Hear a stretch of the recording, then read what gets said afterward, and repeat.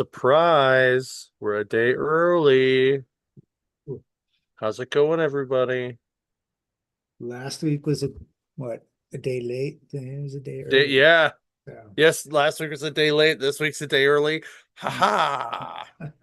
It's keeping mostly you on your because of toes. this is like the weeks of craziness that surround our show. So it's all kinds of nuts. Um Obviously, last week I was in well, both of us ended up in Altoona for a little bit. Hmm. This week, I'm going to Heroes. So I'm leaving tomorrow morning at like 9 o'clock, picking up the guys from Comicsburg, driving down the whole 7 hour drive. Probably going to take 8 with stops.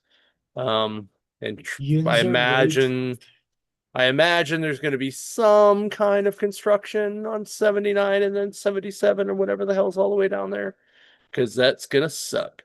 Oh yeah. Um, Actually, the only real boring part is between like Morgantown and Charleston. And then after that, it's like fine. Hmm. But yeah, like that's like a 2 hour boring chunk of mountain range. You roll down the windows, you hear banjos, it's bad. So so anyway, thanks everybody who stopped by in Altoona. It was a lot of fun. Yes. The crowd was excellent. It was just very Twilight focused. Yeah. And Yeah, it was a very celebrity focused show. yes. Like um however, like we had a lot of fun. I still didn't finish my count for that yet, but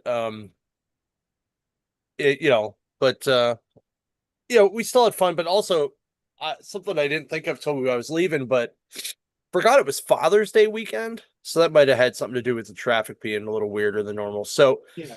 I'm um I'm not saying it was a bad show, but I'm not saying it was the best. It definitely would have landed somewhere in the middle for us. But they had the record breaking um attendance, so congrats on that, guys. Mhm. That's awesome. Good job. Um Well, I got this is one of those shows where it's like um you don't see a lot of these celebrity like Twilight people around. It's so, it right, kind of a really good timing for them. Um, so, and we, like right. I said, we saw tons and tons of Twilight fans. Um, I did not see a single sparkly cosplayer though. no, no, I was a little everybody sad. dressed up in their baseball outfits. Yep. It was baseball outfits and just t-shirts with whatever Mhm. team they were on. That was pretty much it. Yeah, pretty I much. was like, really? That's it? Come on, guys. Well, unless someone really, really wanted to dress up like a werewolf. That would have They been had real wolves there. yeah, they did. And I still wanted to go down there and check out to see if you had to like sign a waiver to like get your Oh yeah, picture with them, but I you have never to. I I never never found that out. But anyway, I um think I did read some forums like that you did have to sign. Like okay, okay. so But I thought that was kind of cool, like a yeah, cool option. yeah. Yeah. I So, think some people were taking them with the wolves and the one actor that played the chief. yeah. And I was like, okay, that tracks. That was a cool photo op for them. So, Yeah. you know, Yeah, it was cool though. Like I said, I had fun. I had fun hanging out with Tim, Tim, Jenna, and Adia. Like, I've known Tim for 25 years. I was in his wedding. I've known Jenna for a long time too, and Adia's like my pseudo niece, my step niece, and we had a blast hanging out with those guys. Um, I got to see some vendors I never see. It was a good time, you know, and I'm just really glad I went down and hung out, and I always have a blast at that show. So, um, other than that, there really wasn't a lot of news that I can think of in between, um, like nerd wise. Yeah, it's very quiet, to be Yeah. honest. They're like, So um, yeah, we're all just and getting ready for Heroes, and then after that, I don't know. Well, the weekend after Heroes, just so you guys know, we have our customer appreciation sale going on, so you can come out for that. That's at all the stores. yes. And we have a ton of stuff on sale, 20% off almost the entire store. All the dollar books are half price. Um, I don't know if that's going to include the warehouse yet. I have not confirmed that or not. And the warehouse that day is actually going to, we just posted this on our website tonight, is going to have a geek flea market in the warehouse in the parking lot that same day. You can sign up for $10 a spot, bring your own table and chair. You park your car, open the hatch, pull your shit out, set it up, and people can shop. $10 you pay when you get there. Um, it'll be kind of cool. 10 to 5. Um, it'll be a lot of fun. Anyway, so make sure you check that out. Remember the warehouse sales are every Saturday. We have Helltown coming up in July, and then save your date for Three Rivers Comic Con 2026, June 6th and 7th. I already have at least 4 artists lined up, and I just booked one cosplayer for sure, who has not been a cosplay guest at our show in at least 6 years. So she's going to come back for the first time in a long time, and I'm pretty excited for that. She's been kind of in and out of the cosplay game for a while lately, and this is kind of like her foray back. She popped into the show this year and kind of snuck in dressed like a ninja. And so if you know who that was, you'll know who I'm talking about. I have a couple feelers out for a couple other people, some former guests, some new guys that we may post or have as guests too. So that'll be kind of fun. Um, but it's gonna be a blast. We're gonna really deck this one out. And hopefully I come back from Heroes with a lot more exciting stuff. So good times. And if you're a fan of our Butler store, we are pulling the trigger. We're getting some Warhammer set up in that sucker. So look for that in the next couple weeks. They're gonna have the same display as Waterfront and Mills in Ohio do. So if you're into that, you guys have been buying a lot of stuff. We're gonna push it up there. So you asked for it, we got it. Here it comes. You better buy it though. Tell them. Anyway. All right. Let's I guess let's do this, and then hopefully I can get to bed early enough that I can get up early enough. Oh, excuse me. To hopefully weed whack my yard, not even mow it, weed whack it in the morning before I have to go and do everything. Depends if it rains. Because I don't, yeah, I may just do it in the dark tonight. I don't even care. Like, because I was gonna do it when I got home today from Ohio, but it literally, I pulled in and it started pouring, Yep. and I was like, son of a bitch. Yep. Like, Yeah, it just oh, rained literally like 5 minutes before like yeah. I logged in. I'm Or I like, well, just, can't even go out yeah, and do it because yeah. Or I'm just mower's gonna just have, gonna jam. at this point, I'm just gonna have to wait until I come back from North Carolina and just be like, well, Monday. Monday, Yeah. I'm just taking off from work and just dealing with, you know, the jungle that is my front yard. Backyard, not quite a jungle. Yeah. Maybe like a plain right now. It's not quite jungly, but all right. Let's talk comics. Comics. Comics. Da, da, da, da, da, da. And since I've read 4 books this week, I'm going to talk about an extra bonus book. So my first book is Trinity, Daughter of Wonder Woman. This book actually ended up being a little cooler than I thought it was going to be. Um, so and it totally wasn't what I expected at all. Um, so it's by Tom King as a writer. Um, Beline Ortega is the artist. Alejandro Sanchez is the colorist. Clayton Cowles is the letterer. So it starts out with Pariah um being, at a world that ends, and he gets sucked into another world, and he shows up, and a really young Lizzie um shows up, and she's dressed up as Wonder Robin, and she's chasing after a super corgi, and she runs into Pariah, and she keeps calling him Piranha, and he's like, I'm here because the world's gonna end, and blah blah blah blah. And she's like, well, this might be why. And she starts talking, and she tells a story about how it starts with uh John and Damien are yelling at each other, and she realizes that she doesn't have a dad. So she gets sad. So she goes and sits in a tree, and she's swinging in the tree because they're babysitting her poorly, obviously. So she's sitting sadly in a tree. That it's not fair that she doesn't know who her dad is.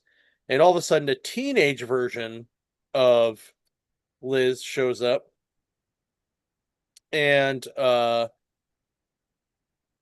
she's like, you need to grow up. Like, you can't be like this, da da da. Da. And um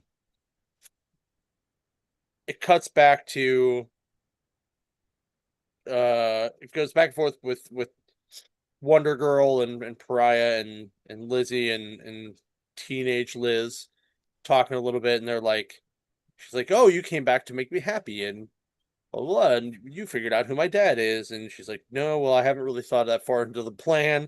And she's like, oh, so you don't really know how to help me either. And they're like, well, let's just go to the future, and we'll just see if our future self knows who our dad is. And she's like, that doesn't sound like a good plan either, but I guess that's a better plan than what I have. Yeah. So they go into the future. Um, Before they do that, you see the Furies weaving the loom of life, and someone stops them from weaving.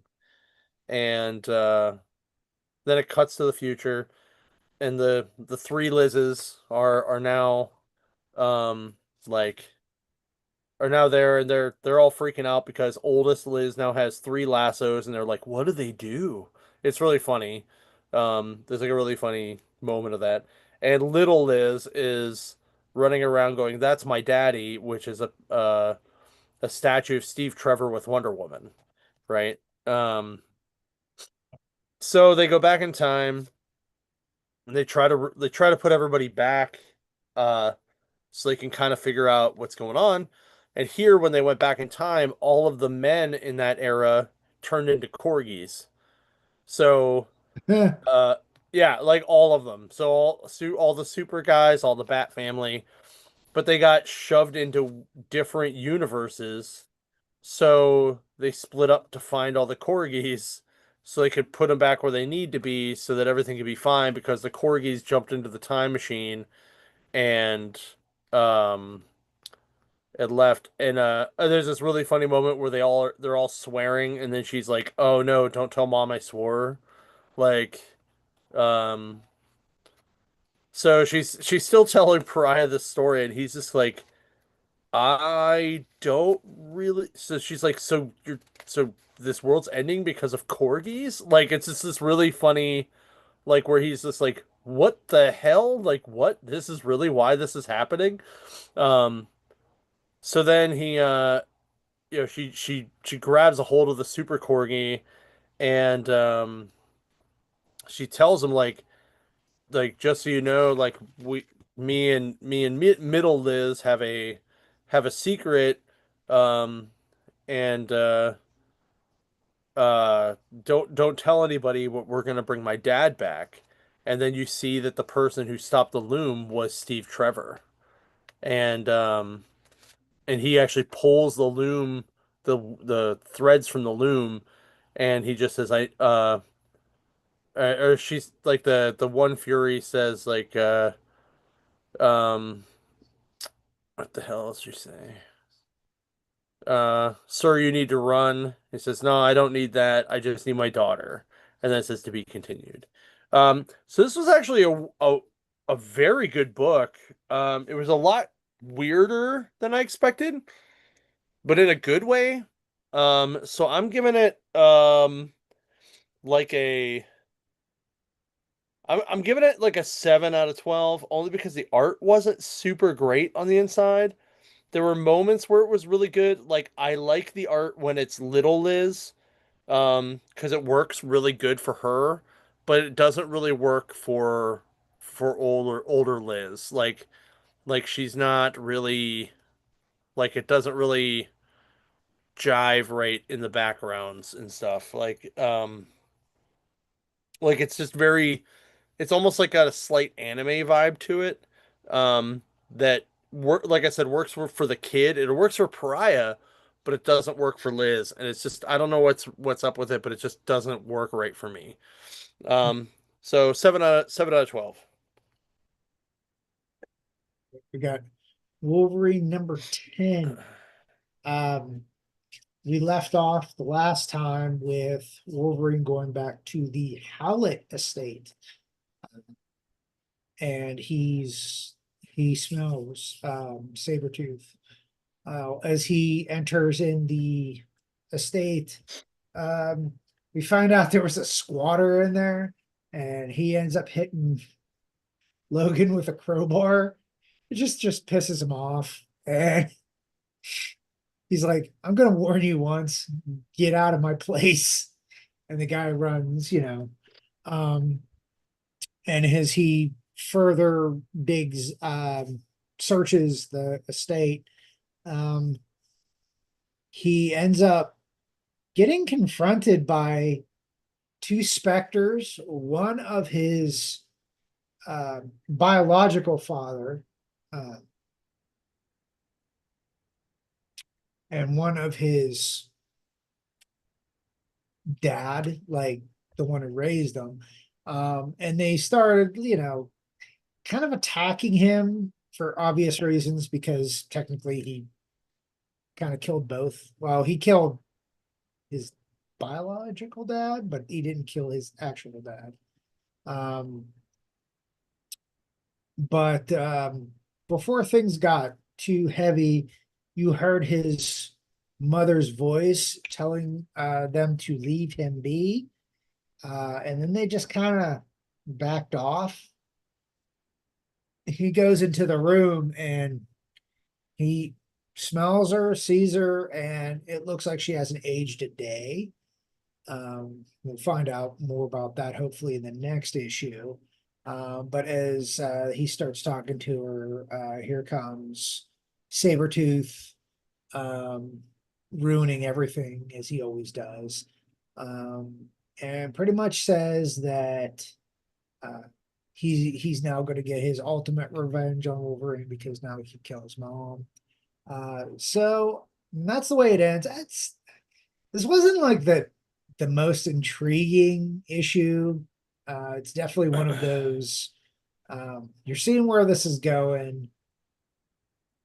I want to find out more about his mom because it's she's supposed to be dead at this point. It's really weird. Um, but it's comics. It's Wolverine. I'm gonna give this like an 8 out of 12 just because it wasn't the most exciting book. It was a lot of filler.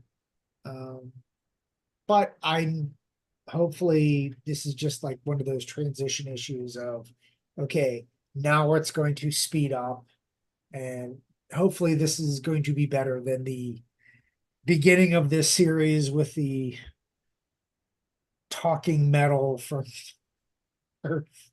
Uh, so we'll see. Okay.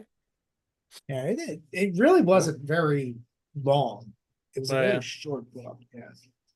Huh. I really like that cover though. Oh, the cover's cool. Actually, like even the variant covers were solid too. I mean, it's Hmm. Cool. All right. My next book is Absolute Flash 4. So this book it's a little slower, no pun intended, than the other ones. So Wally and Grodd are kind of trying to figure out what the hell their next move is. So they end up going to what I might actually say it here. Hold on a second.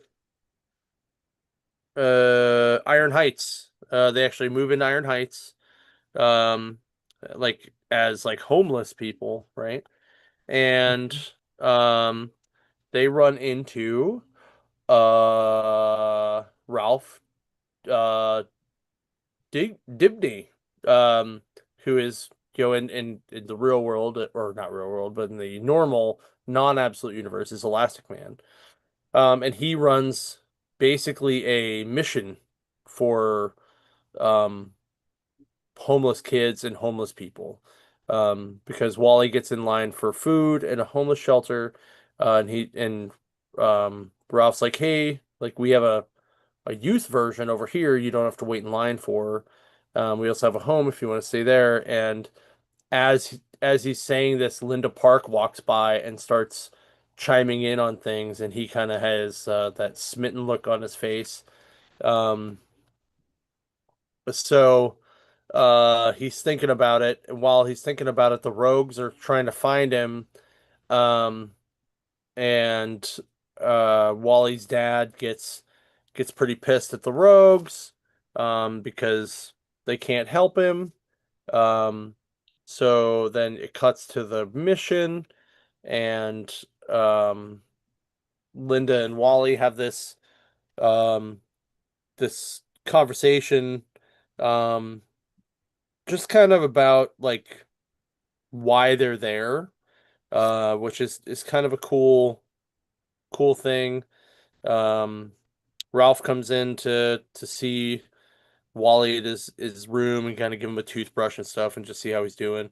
And then Ralph leaves and Wally realizes Grodd is left. And the whole time Grodd's like the heat. He's like, I know it's hot, it's hot. Um, so Doctor or Major West is back at the lab looking trying to find answers, and talks to Dr. Thawne about what they're really doing, and Thawne's like, no, like we can't really tell you because it's secret. But you can imagine what went on here, but your son is now part of it, as there are other things that left too. Um, and there are multiple other things that broke. So there was Project Wizard, Project Heatwave, Project Firestorm, and Project 5X. Um, so and not just um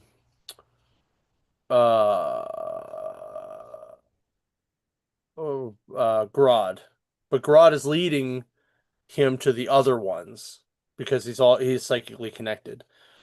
So while he's chasing after Grodd, and he's like hot, hot, hot. It's super hot, hot, got hot.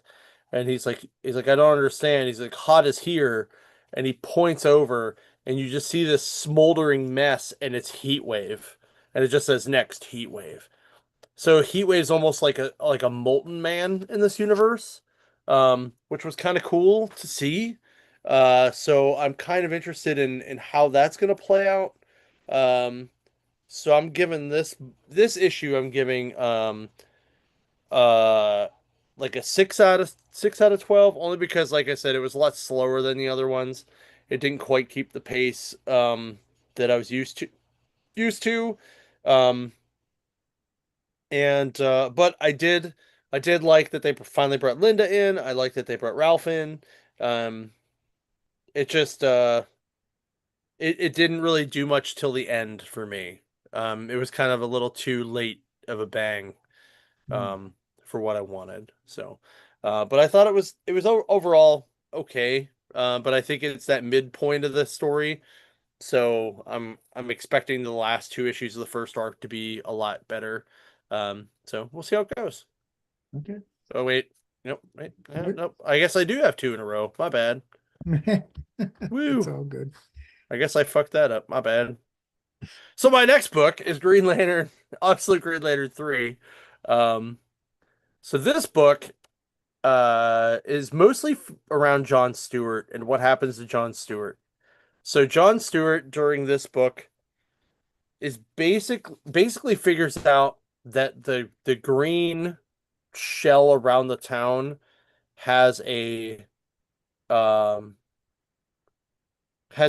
a weakness to yellow because the guy who, if you remember in the first issue, there was the guy that rode his motorcycle and slammed into it. Well, his earring that's made of gold flew through it and landed on the inside of the wall.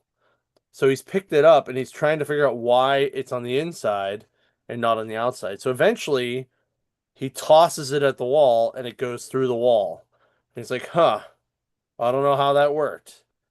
So then he talks to um or cut to to Hal and Joe, and they have a fight in the diner where Hal shoots Joe with like a black hand gun, and Joe's kind of like fighting back with green energy, and Hal's like, I don't know how you control that, like, and she's just like, you need to get over it, and you need to learn control. So it's kind of an interesting fight. Um, so then they then cut to before all this crazy shit happened when they were just first trapped, and Hal gives John a golden, it's basically a golden Funko Pop, but they call it a Funzo figure. But it's Friends of of the Blue Devil, right? But it's one of the gold ones, right? And it talks about how it has no 0 points of articulation. He paid $8 for it. Now it's worth maybe 8 cents. Um, Stuff like that. And he's like, and he throws it at the wall and it goes through. And he's like, what the hell? So then eventually he takes Joe's wedding ring, which is 24 karat gold, and he whips it at it, and it actually makes like a real big hole in the wall for a couple seconds. Then they're like, okay, so if that made that hole for a couple seconds, what, like, if we get enough gold, maybe we can make that work. And then Aben Sur shows up and he's like, John Stewart judgment is in progress. Um, and it basically, like, he basically like annihilates him. Um, so that's what happened to John Stewart.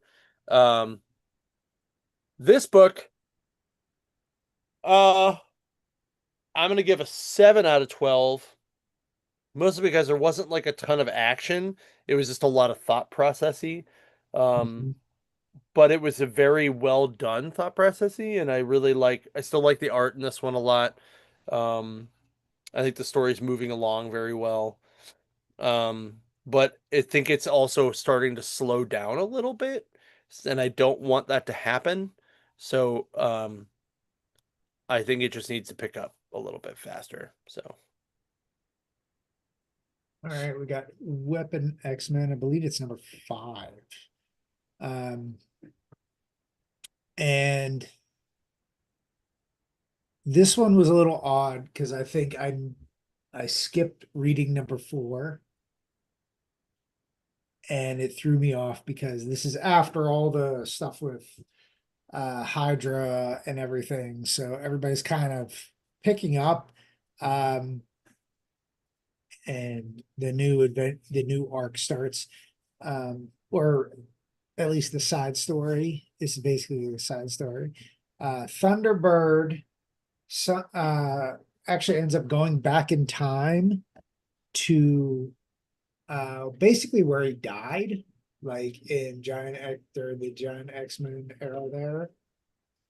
Um, and Deadpool, Wolverine, and I keep forgetting who the other dude is. Um, they go back in time using one of Reed Richards' inventions, uh, because Ben Grimm owed Logan a favor. So they end up going back in time to stop Thunderbird from doing it because if he didn't sacrifice himself when he died, a lot of people would have died.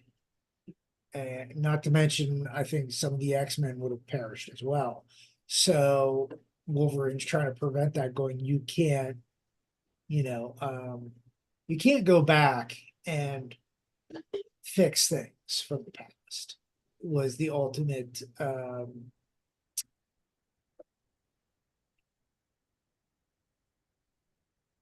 objective, or lesson, I guess would be the better term. And Deadpool's doing a little hijinks and messing around.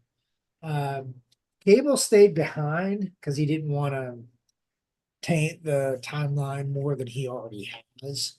Um, but Thunderbird and Wolverine actually had a talk, and ultimately he sees like Wolverine's point of view, and everything happened the way it was supposed to. They go back into the present, uh,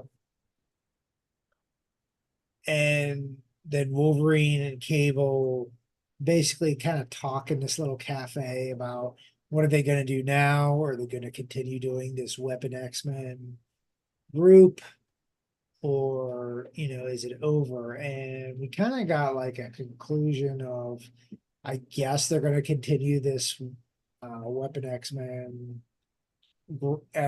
The group's going to continue. I don't know if they're going to continue this or not. I don't know if it's going to be a long running series. I don't mind it. I think it's fun with the characters, but with as many Wolverine and Deadpool books out right now, it's kind of just getting lost in the shuffle. Um, but it wasn't bad. It was kind of cool seeing like why Thunderbird was doing what he was doing. Um, and it's kind of cool to see the kind of having that Back to the Future moment there, where he was gonna, you know, uh, try to Marty McFly himself a little bit, but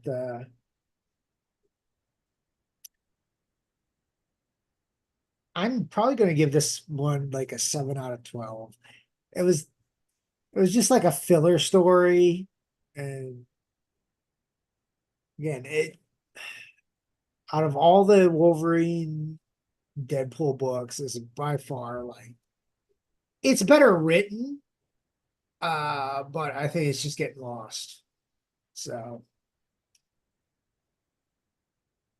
Right. I love the art in this book. I just think it's really good. yeah, it's the art's excellent. I think they put like their top artists on like the Wolverine Deadpool books just for like to catch people's eye for obvious reasons. I just Right. wish that the writing would be slightly better. Like the other one with the Deadpool, Wolverine, and Strife. Mm, That one's not getting any better. Just fair like enough. um but it is kind of it has a nice cool twist to it, so I give it that. But this one is just, I'm still not quite sure what to think about this, like in general. I get it. I get it.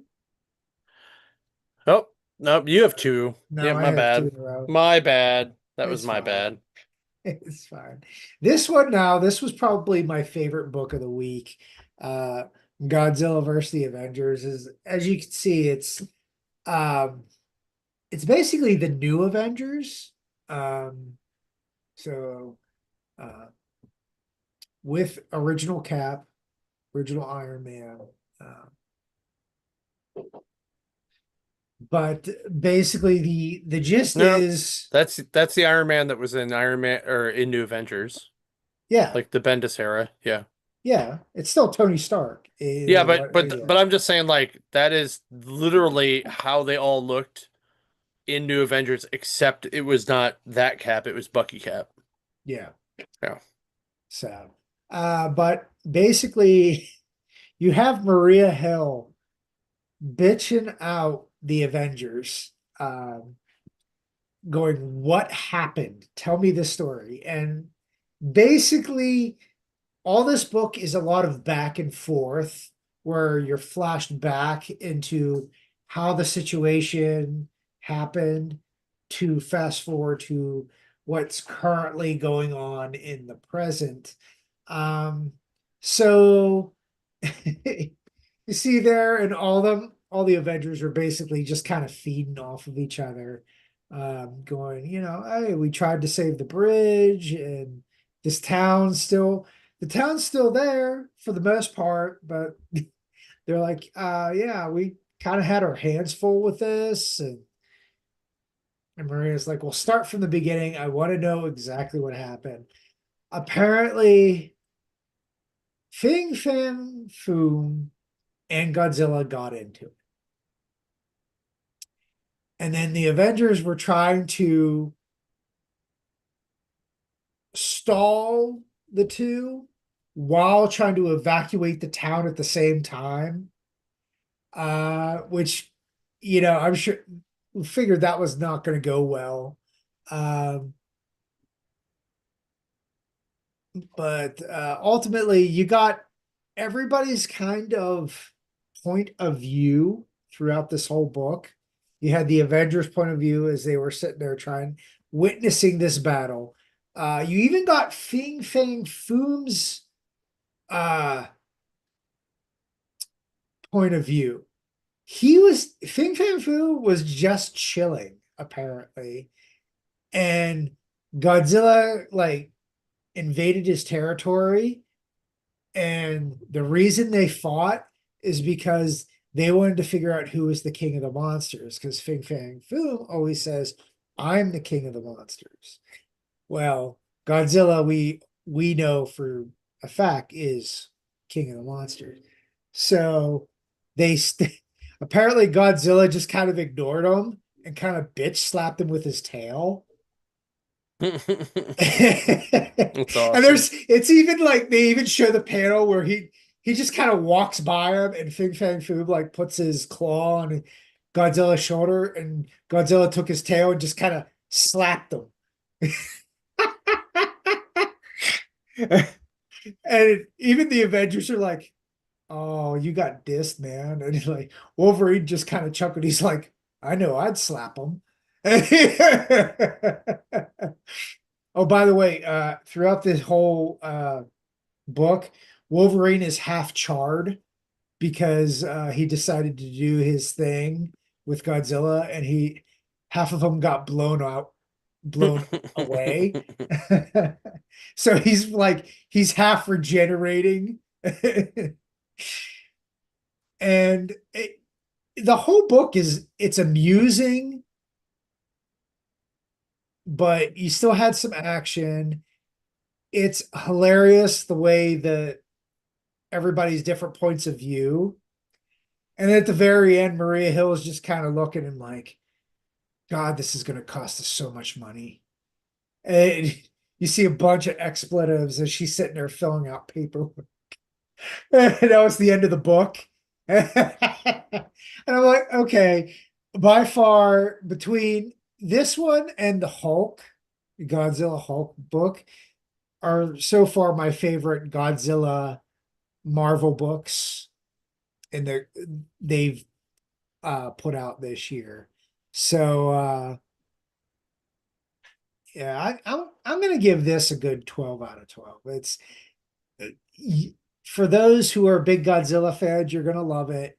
If you are a Fing Fang Foom fan, you're probably gonna like this too, just because it's a side of Fing Fang Foom you don't get to see very often in the comics.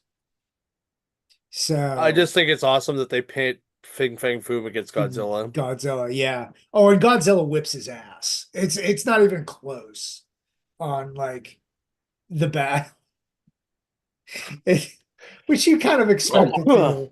I don't expect Godzilla to lose to Fing Fang Foom. So Right? Well, it could happen. true. All right. My last book no surprise to probably you, um, is Emma Frost, White Queen, by my friend and yours, Amy Chu. So, uh, actually, let me see who else the rest of this is. Amy Chu, Andrea DeVito, Antonia Fabella, and David Nakayama is the cover artist. Um, so this book is kind of cool because it's kind of old school. And I don't know where in time it actually goes. It is, but it feels like it's around the time of like Giant Size X-Men. Um, Only because of the outfits in which the X-Men are wearing, but because they do show up. So anyway, so there's a Hellfire Club in where is this? Buenos Aires that's getting ready to be inducted, and Emma Frost is there with the her new kind of assistant person named Noor. How the hell do you say it? Noor, Noor, Noor. So they're both mutants and they can both hear everybody, but nobody else really in the room is. Nobody else in the Hellfire Club really knows that there's mutants in the Hellfire Club, which is also interesting. Huh. So yeah, so this dude breaks in, starts a riot, and he's a mutant because he can kind of teleport. She side blasts him. They take him prisoner. Um, then they go to have like the main meeting. Um, the main meeting turns into the inner circle meeting. Um, they have a bunch of people in the inner circle, which is kind of cool, like Tessa, um, and Ismail, a couple other people. Um, and all of a sudden, Frost turns to Noor and goes, "Do you smell that?" She goes, "Yeah, smells like uh what the hell did she say? Smells like brimstone." She goes, "That can only mean one thing," and all of a sudden Nightcrawler shows up. And he's like, "Oh crap, I interrupted something. Wrong room, sorry, carry on," and he bamfs out. Guards come in, she's like, "Too late." So they run back out, and the X-Men are in the room or in the main hall. So it's black costume Storm, Colossus, brown and yellow Wolverine, and Nightcrawler. Hmm. So whatever era that is, right? Video game era, I guess, right? Yeah, I would say so. So they're looking for somebody. So they're now taking on the whole Hellfire Club. They do a full-on fastball special that is drawn extremely well between Colossus and Wolverine. Um, there's a whole bunch of awesome Nightcrawler bamfing going on. Emma Frost uses these awesome adamantium, uh, like finger claw, like slide on finger claw things that are pretty sweet. So anyway, Nightcrawler finally finds the kid that broke in to start the riot, grabs him. They leave. Storm sets off a giant tsunami in the middle of the building. Um, and they're like, this feels like a distraction. They go back to the main hall, and Sebastian Shaw is like, what the hell happened? Explain yourself over the video screen. And she's like, so this feels like a setup. There's no way that that kid got in here by himself. There has to be a traitor in our midst, and that's where it says to be continued. Um, I really liked it. Um, the art was really good, but not quite as awesome as I hoped it would be. Um, and Amy's writing is really good. There's just a couple moments where it felt a little story clunky. Um, Not that the dialogue was bad, but the story itself just jumped weird and for me at least. Mhm. Um, so I'm gonna give it a 10 out of 12. Um, because I love Emma Frost, so it bumped it up. I would have given it a 9, but I gave it a 10. And like look at this fucking cover. I mean, come on. Did you see the variants? The No, variants for this thing. Oh my God. I'm a, there's is there a Greg Land variant? Because I There's figured he there's might not, do one. That's kind of but weird because he's usually hold down for on. doing the Let me ladies of the X-Men. let me let me find the variants for you. Yeah. Uh,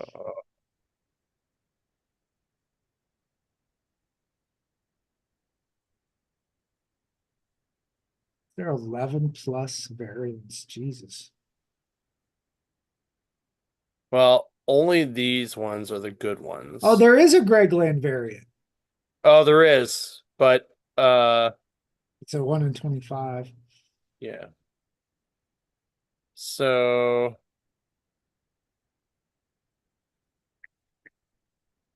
gotta find the right one. Why is there one with the Maestro? Are you sure you're looking at the right one? Yeah. Yeah, there's one where it says Mike Henderson bring on the bad guy variant. Well, that might be why, because it's Bring on the Bad Guys. Okay. I Uh, just it's kind of odd because those two've never met, I don't think. I think they have, but uh,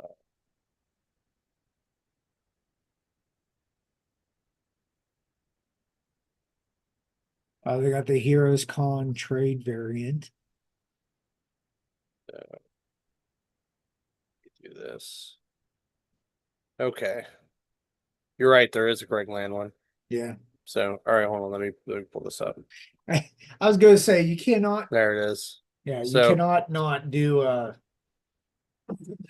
right. female X-Men without Greg Land Well, in I it. mean, he also did some amazing, amazing Greg Land covers or Emma Frost covers when she was on the X-Men when he was doing X-Men. Um, I really like this Joelle Jones one too. Yeah. Um, this foil, I got this foil one, this Ricky Yagma or Mm. Yagawa. I got the foil one. Like that's really cool. But yeah, yeah, the Bring on the Bad Guys one's kind of interesting. I didn't really like this Josh Swaby one. And I really like there was another one too. Why there should be more. I think Um, there's like a one out of that yeah. is the Suave is, yeah, there's the, it looks like the variants that I'm seeing, it look like they're store variants. Probably. So, but yeah, like I picked up that foil one because it's crazy because where the foil is on this thing is just makes it pop as like super great. I love Hmm. it, love it, love it, love it. Yeah, I was helping Mads pull them and it was like she's like, "Do you want the foil?" And I was like, you're killing me." It's like, "Yes, I want the foil. Give me the foil." So, um, I thought you would have did the Crypto, the Last Dog of Krypton book. I bought it, but I didn't do it. Um, I haven't read it yet, but I have it. I just haven't read it yet. Oh, they got a blank variant. So I you can get that know. done. I thought about taking that with me to get something on it, but I'm like, no. Yeah. Um, really, I don't know what to take with me. I have a Fantastic Four blank, an Amazing Spider-Man blank, an Avengers blank. Uh, I have a Greg Land Spider-Woman that I forgot to take with me to our show to get signed. Hmm. Um, and because I have to have him sign a bunch of the beer label posters. So, but yeah, that's really about it. So, anyway, all right, guys, we ran a full hour. Good job. Yeah. I was gonna say it didn't feel like it. It was Well, I mean, we started a little late, but yeah. we did go, I believe, a full hour. Okay. Let me Yeah, 'cause check the it's check the after YouTube 9 time. here. Yeah. Yeah. Oh, Um. well, real quick, since yesterday you got or last week you got to show your stuff from the con. Oh I yeah, did yeah, not get yeah. to show what I me and the wife got done here. All right, this is our Vegas Oh wait, hold on. anniversary Let me put book. this onto a different view so it just goes to speaker view. Okay. All right, so I did that. This is our book. This has a whole bunch of stuff that we got done. Now this is Craig's work here. Nice. Here's Howard's. That's awesome. He was getting very frustrated because he was trying to get our hands holding proper, Yeah. and we just apparently we weren't holding hands proper. And there's Sora's The showgirl. the showgirl Nice. from Vegas. That and I'm surprised then there's not more boobs in that, but whatever.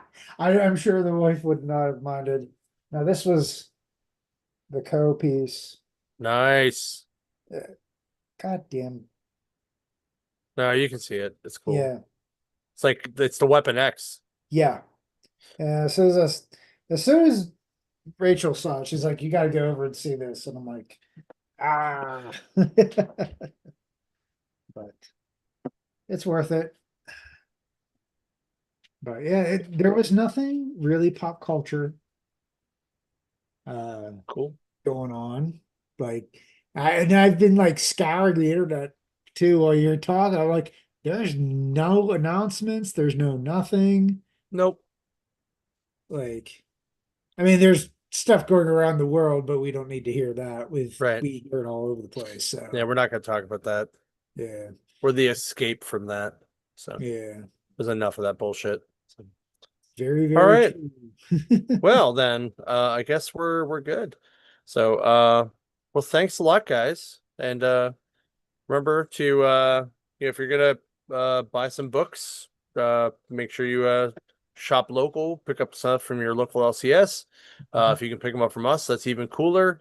Um, but support your local shops because we all need it and need to keep us employed. Yep. So, we will see everybody next week. We should be back to normal schedule for a while. Yes. Um, tentatively. So, Yes. we will see everybody then. And you guys have a good